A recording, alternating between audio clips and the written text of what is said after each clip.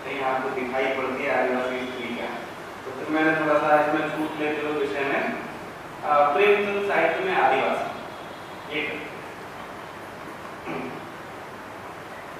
जब इस पे बात करते हैं किसी भी आलोचक से, किसी अध्येता से, किसी पाठक से, क्योंकि हमारी समस्या है कि हम अपने लेखकों को, अपने आसपास के, अगर हम राजनीति में तो अपने नेताओं को, एक्टिविस्टों को हम पूजनीय जल्दी बनाते हैं। आलोचनात्मक ढंग से बात करने की आदत हमको नहीं है। तो जब प्रेमचंद के पाठकों को या प्रशंसकों को प्रेमचंद के यहाँ आदिवासी नहीं दिखाई देते, तो कहते हैं कि ये वो तो अपने आसपास के माहौल के बारे में लिख रहे थे, जहाँ पे वो रहते थे वहाँ के बारे में लिख रहे थे, आदिवासी कब हो गए। अभी मेरे पूर्व वक्ताओं ने इस बात की ओर इशारा किया कि प्रेमचंद समाज के हर तबके के बारे में लिख रहे थे और देश की लगभग 10% आबादी आदिवासियों की भी है। तो पहली बात तो हम शायद इसलिए खोज रहे हैं कि भाई जो लेखक ये दावा जिस लेखक के बारे में किया जा रहा है कि वो समाज के सभी तबकों के बारे में लिखता है, तो हम भी देखते हैं कि अच्छी बात है कि उन्होंने दलितों के बारे में लिखा, दलित स्त्रियों के बारे में भी लिखा, जहाँ को हम चर्चा करें, विकलांगों के बारे में लिखा, वेश्याओं के बारे में लिखा, और बहुत सारी जो ऐसे समाज के ऐसे वंचित तबके हैं या अलग अलग तरह के तबके हैं, उन सब के बारे में लिखने की कोशिश की। अच्छा किया, इसलिए उनसे अपेक्षा करते हैं कि उनको आदिवासियों के बारे में भी लिखना चाहिए था। दूसरी बात यह है कि जो ये बात कही जाती है कि प्रेमचंद जहाँ रह रहे थे वहाँ पे आदिवासी नहीं थे, वो यहाँ के आदिवासियों के नहीं है, तो मैं आपको साक्ष्यों के साथ ये बात कहना चाहूँगा कि प्रेमचंद जहाँ रह रहे थे वहाँ आदिवासी रह रहे थे, उसी इलाके में रहते थे। प्रेमचंद ने जहाँ पे उनकी पहली पोस्टिंग हुई एक अध्यापक के रूप में, वो चुनार के पास में एक मिशनरी स्कूल था। उस इलाके में बड़ी संख्या में गौंड रहते हैं, ये आप जाकर के आप भी देख सकते हैं। स्थितियाँ उनकी बदल गई है, गौंडों का बहुत तेजी से हिंदुकरण हुआ है, लेकिन गौंड रहते हैं उस इलाके में।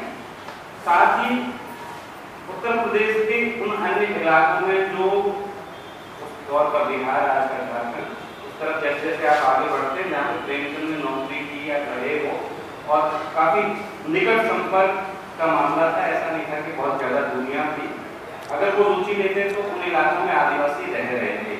आज भी अगर आप ट्राइबल मिनिस्ट्री की वेबसाइट देखें या कोई भी स्रोत उठा करके देखें, तो उत्तर प्रदेश में 15 आदिवासी समुदाय रहते हैं, जिनकी काफी अच्छी खासी संख्या है उत्तर प्रदेश के अंदर। मैं आपको कुछ नाम, अगर आप बोटिया रहते हैं, गौंड का मैंने जिक्र किया, गौंड की कई किस्म के गौंड रहते हैं। जौनसारी आदिवासी उत्तर प्रदेश में रहते हैं, राजी रहते हैं, थारू रहते हैं, खैरवा रहते हैं, सहरिया रहते हैं, पहाड़िया रहते हैं, बैगा रहते हैं।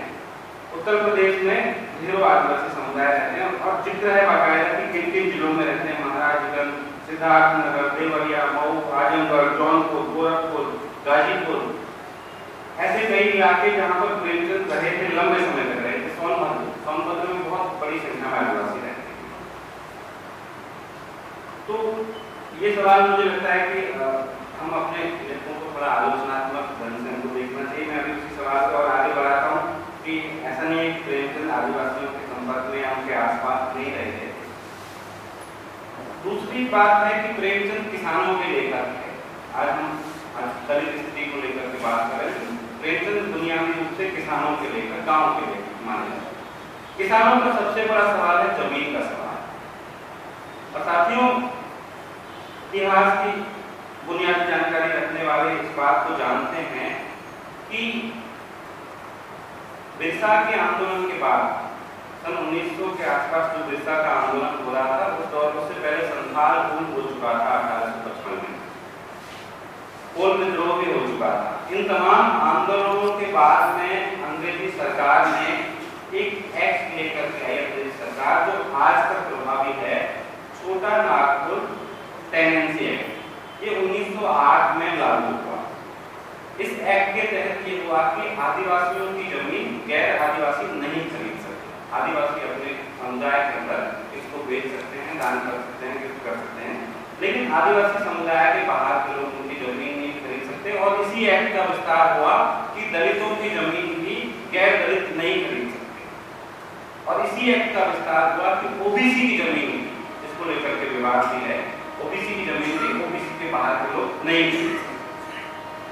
एक इतना प्रभावी एक्ट आया उस जमाने में और आप याद करें 1908 को सोजे वतन का दौर, ऐसा तो नहीं है कि प्रेमचंद को पता ही नहीं चला होगा। प्रेमचंद कहा गया, पूर्व वक्ताओं ने कहा, बड़े सर्जक रचनाकार थे, कई सारी पत्रिकाओं से जुड़े हुए थे, संपादक थे, देश दुनिया की खबरों पे नजर रखते थे, कहाँ पे क्या हो रहा है। तो इतनी सारी घटनाएं जब घट रही हो उस दौर में, जब लगातार आदिवासी विद्रोह हो रहे हों, उस दौर में एक बड़ा रचनाकार इतने बड़े समुदाय की उपेक्षा कैसे कर सकता है, क्यों कर रहा है। उससे भी आगे बढ़कर के आप देखें कि अगर बिरसा का समय और प्रेमचंद का समय देखें तो आप दोनों को समकालीन कह सकते हैं। बिरसा 1875 में पैदा हुए, प्रेमचंद 1880 में पैदा हुए। यानी जब बिरसा का आंदोलन हुआ होगा, उन्मूलन का जो आंदोलन, और अंग्रेज सरकार ऐसे ही कोई एक्ट लेकर के नहीं आ गई।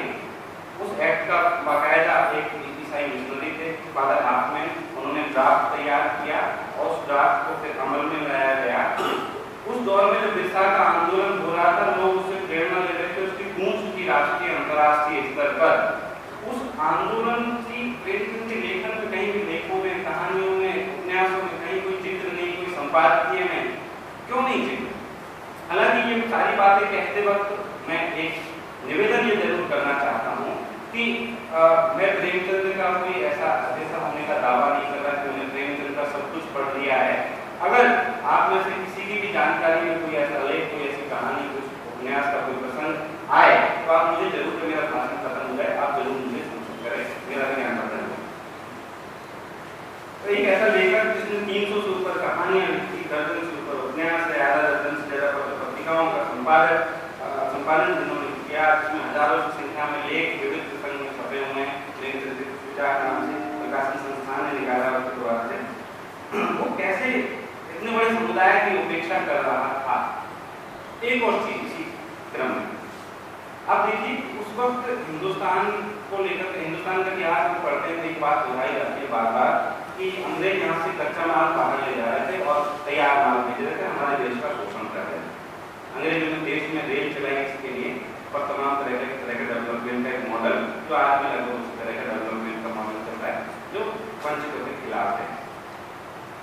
जब विकास की पूरी सारी प्रक्रिया चल रही थी और जो कच्चा माल जा रहा था, तो कभी हमारे दिमाग में, या हमारे दिमाग में तो आज नहीं आ रहा, ये एक अलग प्रश्न है, लेकिन एक काल जिसमें खास रचनाकार, जो कई पत्रिकाओं का संपादक और देश दुनिया की छोटी छोटी खबरों पर नजर रखने वाला कि किस देश के अंदर क्या चल रहा है, किन देशों के बीच में संधि हुई है और इससे क्या फायदा होगा, क्या नुकसान होगा, उन चीजों में नजर रखने वाला ये नहीं देख पाता कि जो पूरा कोयला निकाला जा रहा है वो आदिवासी अंचलों से निकाला जा रहा है, जो बॉक्साइट निकाला जा रहा है वो आदिवासी अंचलों से निकाला जा रहा है, उसके लिए आदिवासियों को विस्थापित किया जा रहा है, आदिवासी इसकी प्रतिक्रिया के तौर पर बड़े बड़े विद्रोह कर रहे हैं। वो क्यों नहीं देख पाता है? इसका मतलब कहीं ना कहीं उसकी प्राथमिकता में नहीं है, एक उपेक्षा का भाव उसके अंदर है। जमीन का सवाल हो, प्राकृतिक संसाधनों का सवाल हो, वो सारे सवाल, और जब जैसे हम कहते हैं कि प्रेमचंद सिर्फ किसी तबके विशेष के लेखक नहीं थे, पूरे समाज के लेखक थे, तो हम उसी समाज की बात करते हैं, समाज का एक बड़ा हिस्सा। क्योंकि मुझे इस विषय पर बोलने के लिए कहा गया, इसलिए मैं इस विषय पर केंद्रित कर रहा हूँ, लेकिन कुछ न कुछ प्रेमचंद की नजरों से छूटा हुआ था। मैं यहाँ पे दो प्रसंगों की चर्चा करूंगा जहाँ पे उन्होंने आदिवासियों का जिक्र किया है, किस किस रूप में किया है।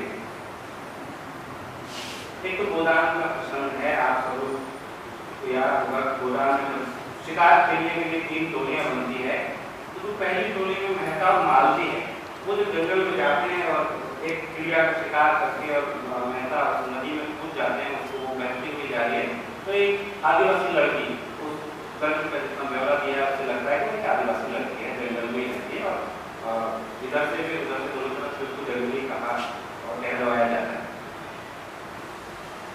उसका जिक्र आता है, उसका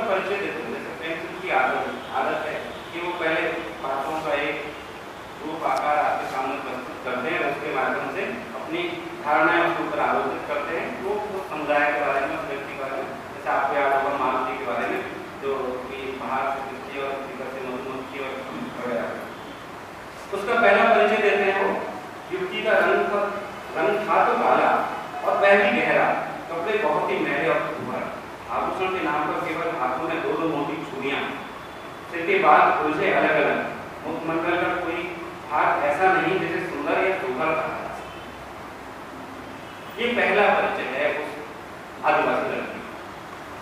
इसके आगे बढ़ते हैं, लेकिन जो एक बाहरी समाज की आदिवासी समाज के बारे में लाए है, खासतौर पर आदिवासी स्त्रियों के बारे में लाए कि आदिवासी स्त्रियां हस्तपुष्ट होती है और बहुत यौन मामलों में बहुत स्वच्छंद होती है और बहुत यौन सुख भोगती है जीवन में, और बाहरी समाज इसी नजर से उसको देखता है। और इसका असर ये हुआ कि जो आदिवासी समाज में स्त्री पुरुष समानता के लिए जो युवा रहे थे, घोटल वगैरह, घोटल या बुंदुरिया, वो सब खत्म हो गए बाहरी लोगों की वजह से। बाहरी लोगों ने उसको इस निगाह से देखा।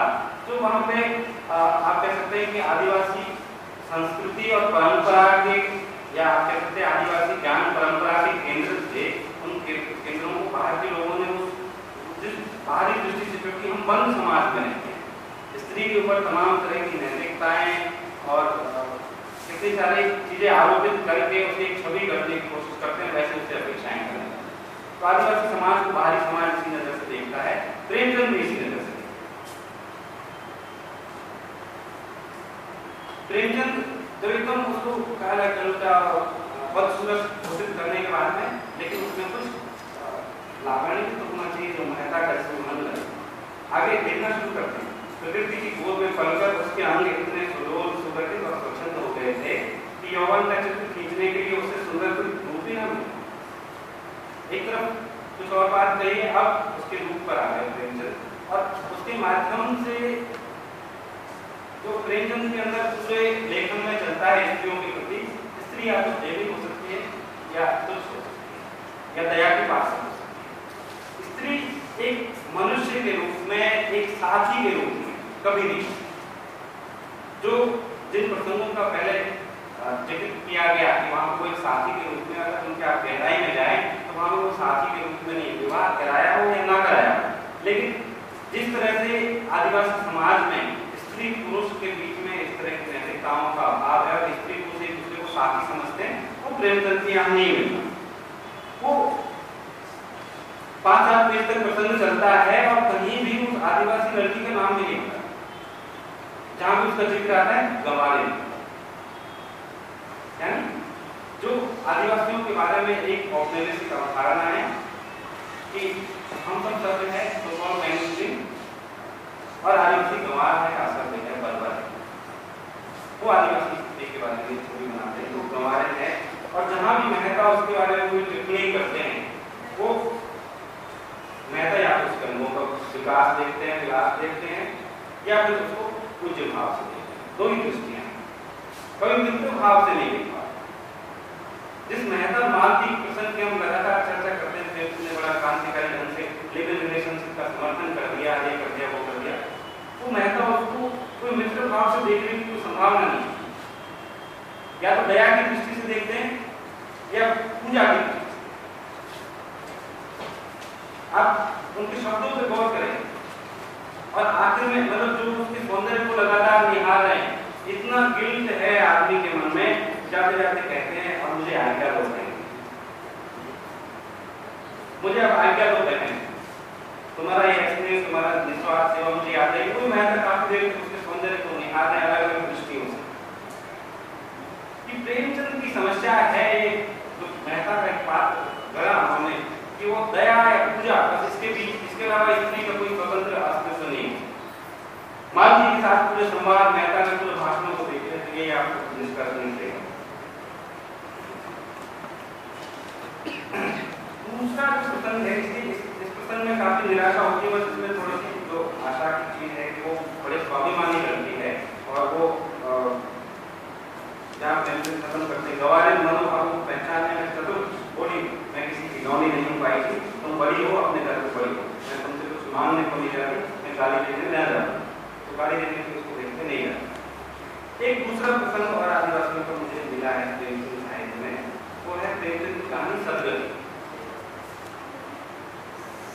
सदगति की चर्चा करते हैं कि दलित विद्रोह की कहानी है और वगैरह वगैरह, दलित संदर्भों में सदगति का जिक्र होता है। लेकिन आप सदगति को एक बार फिर से पढ़ें, दुखी या उसके परिवार या पूरा जो चमारों का मोहल्ला है उसके हर स्त्री पुरुष पात्र को एक बार फिर से देखिएगा, उसमें दलित विद्रोह कहीं है ही। उसमें जो थोड़ा बहुत प्रतिरोध दिखाई पड़ता है वो चिकुली गौड़ के माध्यम से है। और एक कहानी के माध्यम से मैं आपको बताऊं, जो जब दुखी की बहुत बुरी हालत थी, हाथ काम रहे थे और कमर सीधी ना होती थी, आंखों तले अंधेरा हो रहा था, काम करते करते करते जब एकदम बुरी स्थिति हो गई तो उसने सोचा कि चिलम पी ली जाए, लेकिन चिलम कहाँ मिली। तो सहसा उसे याद आया गांव में गौंड भी रहता है, उसके यहाँ जरूर चिलम का मांग हो। तुरंत उसने घर दौड़ा और मेहनत सफल हुई, उसको चिलम दी। तो जो एक इस नजर से भी देख सकते हैं कि उत्पीड़न के वक्त एक उत्पीड़ित अस्मिता का व्यक्ति एक दूसरी उत्पीड़ित अस्मिता के व्यक्ति को याद करता है, कहीं कि उनमें साझेदारी की, सहयोग की संभावना है। सबसे जबरदस्त प्रसंग है वो देखिए, वो लगातार काम को खाने की कोशिश कर रहा है। इतने में फिर वही फोन आ गया, बोला क्यों जानते थे बोले दादा तुम्हारे खाड़े बात ना पड़ेगी, अलाकार होते हो। तो फिर माथे पर पसीना पहुंचकर कहा अभी गाड़ी पर भूसा होना है भाई, कौन बोला कुछ खाने को मिला कि काम करे जाते हो, जाके मांगती क्यों नहीं। तो बोला कैसी बात करते हो, बामन की रोटी हमको बचेगी। लेकिन दुखी वहां पे साइड निकलवाने गया है और फिर बाद में उसके अंदर जो होता है कि जो शोषण की विचारधाराएं हैं उसे ताकत के बल पर नहीं चलती। उन शोषण की विचारधाराओं से धीरे धीरे एक आत्मसातीकरण होता है शोषित समुदाय के अंदर भी, और उससे वो व्यवस्थाएं चलती है जिसमें धर्म की बड़ी भूमिका होती है, वो यहाँ पर दिखाई पड़ता है। लेकिन कौन कह रहा है पचने को तो पच जाएगी, पहले मेरे तो ऊंचों पर तारा देकर भोजन किया और आराम से सोए, तुम्हें लकड़ी फाड़ने का हुक्म लगा दिया। जमींदार कुछ खाने को देता है, हाकिम भी बेकार देता है, तो थोड़ी बहुत मजूरी देता है, या तो उनसे भी बढ़ गए, उस पर धर्मात्मा बन गए। जो कि बोलता है धीरे धीरे बोलो भाई, मेरी तुलना में आफत आ जाएगी। यह कहकर दुखी फिर संभल पड़ा, कुल्हाड़ी पर चोट मारने लगा। चिकुली को उस पर दया आई, आकर कुल्हाड़ी उसके हाथ से छीन ली और कोई 8 घंटे खूब कस कस कर कुल्हाड़ी चलाई, पर गांठ में एक दरार भी नहीं। तब उसने कुल्हाड़ी फेंक दी और कहकर चला गया तुम्हारे फाड़े ये ना फटेगी, जान पड़ेगी निकल जाए। ये कहकर के चिकुली कौन चला गया। और जब उसके मरने की खबर आती है दुखी जमात की, तो हमेशा इस रूप में पढ़ा है हिंदी आलोचना में कि कई दलित उसकी लाश उठाने से मना है। प्रेमचंद लिखते हैं इधर गौंड ने खबर किसने फैलाई, गौंड ने चमड़ोली में जाकर सबसे कह दिया खबरदार मुर्दा उठाने मत जाना, अभी पुलिस की तहकीकात होगी।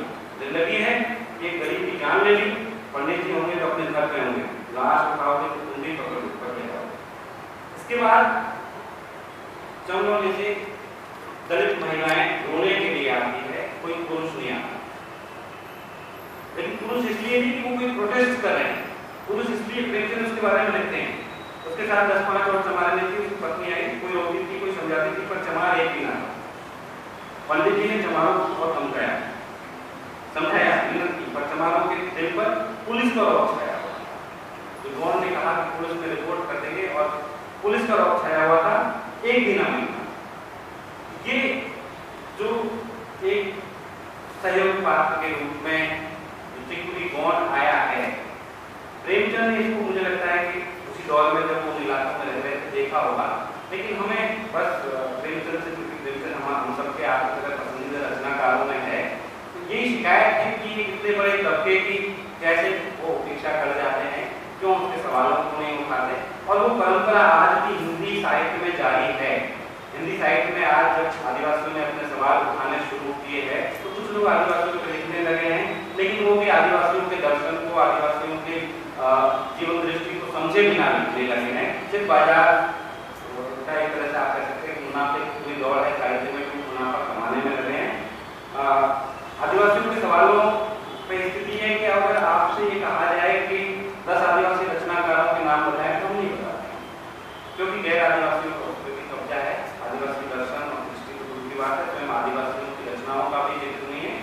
इसलिए इस बहाने मैं यही कहूँगा कि जो प्रेमचंद और उनकी परंपरा है